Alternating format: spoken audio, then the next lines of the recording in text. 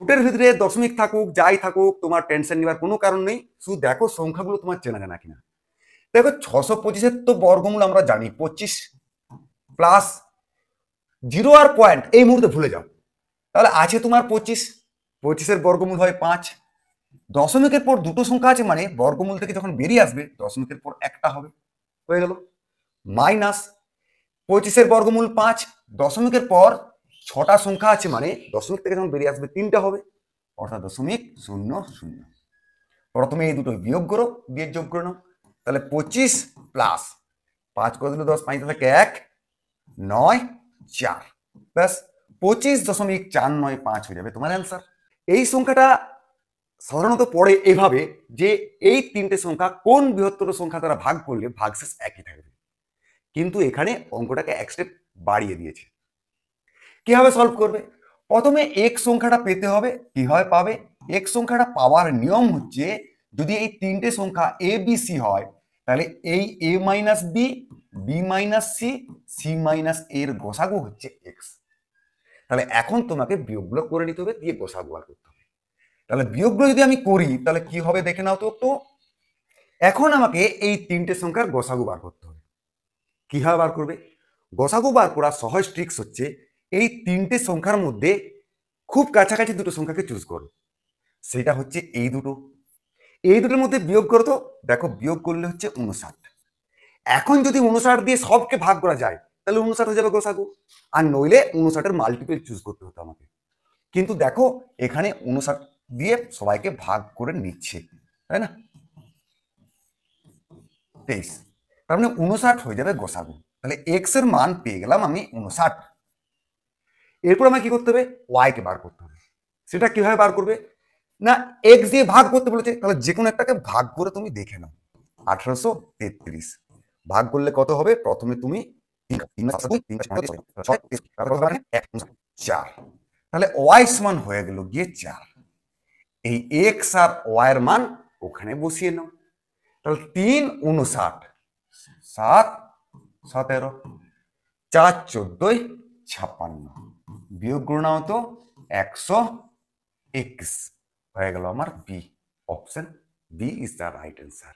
ঠিক আছে না? যদি তোমার দুটো সংখ্যার গোসাগু চাইতো তাহলে তুমি 15তে অ্যান্সার করে দিয়ে চলে আসতে পারতে, তার কারণ শেষ ভাজক 15 বলে দিয়েছি। কিন্তু চেয়েছে তোমার সংখ্যার লসাগু। কিভাবে করবে? তুমি ধরে নাও সংখ্যা দুটি এক্স আর ওয়াই। এখন আমি ভাগ পদ্ধতিতে গোসাগু বার করবো। তাহলে প্রথম ভাগফল 1, 1 এক্সে এক্স, সামথিং বিয়োগ করলে এই হবে ধরে নিলাম।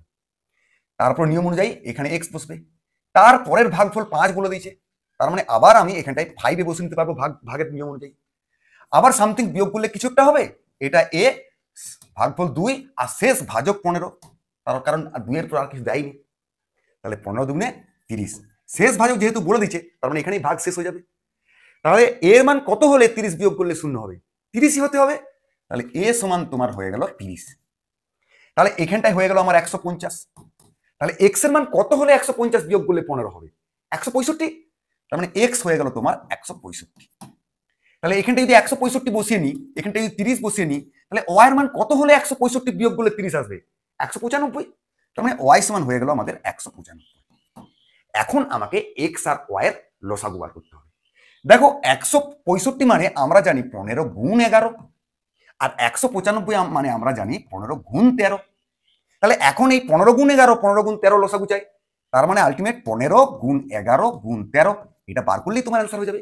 আর এটা গুণ করে দেখো 2145 হবে তোমার অ্যান্সার, অর্থাৎ option A is the right answer. 20,000 টাকা 10% চক্রবৃদ্ধি সুদের হারে কত বছরে 26,620 টাকা হবে? দেখো 10% মানে আমরা জানি 10-এর 100, তার মানে 1-এর 10, অর্থাৎ 10 টাকা জমা দিলে 1 বছরে 11 টাকা হয়। তোমাকে বলেছে এন বছরে, এর মানটা কত? তার মানে এই যে 20,000 টাকা জমা দিচ্ছে দিয়ে 26,620 টাকা পাচ্ছে, এটাকে এমন ভাবে আমার আনতে হবে এখানে যাতে করে মাথায় এন পাওয়ার হয়। এই এনটাই হবে তোমার বছর। সেটা কি করে আসবে? দেখো প্রথমেই তুমি দেখতে পাচ্ছ একটা শূন্য কেটে যাবে, আর 2 দিয়ে কাটাকাটি করে নিতে পারছো। 1000 এদিকে 1331, 1000 মানেই তো 10-এর কিউব, আর 1331 মানে তো 11-এর কিউব। তার মানে তো এনের জায়গায় যদি 3 বসিয়ে দিই আমি, তাহলেই দেখো আমার অ্যান্সার চলে আসছে 3 বছর। তাহলে এন সমান 3 হয়ে গেল আমাদের রাইট অ্যান্সার। সাইন কোসে ভেঙে তুমি এই অঙ্কটা ইজিলি করতে পারবে, কিন্তু সেক্ষেত্রে সময় অনেক বেশি লেগে যাবে, আর আমাদের সময় খুব কম। তাহলে কি করব? তাহলে তুমি এক্স সমান 45 ডিগ্রি বসিয়ে নাও পুরোটাকে। তাহলে কি দাঁড়াবে? কসেক এক্স, কসেক 45 মানে আমরা জানি √2, কট 45 1 আর 1 মানে হয়ে গেল গিয়ে 2, ব্যাস, গুণ সেক 45 মানেও √2, tan 45 1 আর 1 মানে -2। আর এটা তো তুমি দেখেই বুঝতে পারছো a square minus B square সূত্র পড়ে যাচ্ছে। তার মানে √2 স্কোয়ার -2 স্কোয়ার, √2 স্কোয়ার তো 2 আর 2 স্কোয়ার তো 4, তার মানে হয়ে গেল -2। তার মানে C is the right answer. যদি তুমি 49 স্কোয়ার জানো, তাহলে এই অঙ্কটার উত্তর তুমি খুব সহজেই 2500তে করে দিয়ে চলে আসতে পারবে। কি করে? প্রথমেই তুমি স্কোয়ার করে দাও বোথ সাইড। তাহলে এইখানটা দেখো 1 - 99/2500, আর এদিকটা হয়ে যাচ্ছে 49 স্কোয়ার বাই এক্স, কারণ রুটের এক্স মানে রুটকে বর্গ করলে এক্স চলে আসবে। এবার তুমি এখানটা বিয়োগ করো তো, দেখো বিয়োগ করলে হচ্ছে না 2401, আর নিচে 2500 তো ছিলই, আর 49 বর্গই তো 2401, তাহলে নিচে তো এক্স থাকলোই। তাহলে এটা কেটে গেল, এক্স সমান 2500 হয়ে গেল তোমার অ্যান্সার। এই ফর্মুলাটা ইউজ করে তুমি এই অঙ্কটার উত্তর খুব সহজেই করে নিতে পারবে, কারণ এগুলোর মান তোমার দেওয়া আছে। কিন্তু তুমি যদি r সমান 0 পুরো সিস্টেমটাতে বসিয়ে নাও, তাহলে দেখো এইটা এইটা এইটা হ্যাপি বার্থডে হয়ে যাচ্ছে। তাহলে এখন পড়ে থাকছে দুটো সংখ্যার যোগফল আর গুণফল। দেখো এই যে দুটো সংখ্যার গুণফল 30 আছে না, এটাকে তো আমি 3 × 10 = 30 করতে পারি, আর যোগফল করে দেখো 13 হয়ে যাচ্ছে। তার মানে এখন চেয়েছে দুটো সংখ্যার কিউবের যোগফল, অর্থাৎ 3-এর কিউব মানে 27, আর 10-এর কিউব মানে 1000, হয়ে গেল না 1027, অর্থাৎ option A is the right answer.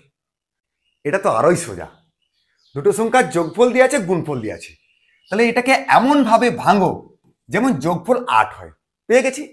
এবার তুমি 4 পাওয়ার বসিয়ে নাও, তাহলে 5^4 আর 3^4, 625 81, হয়ে গেল 6 0 7, 706 যাবে তোমার অ্যান্সার, অর্থাৎ option A is the right answer.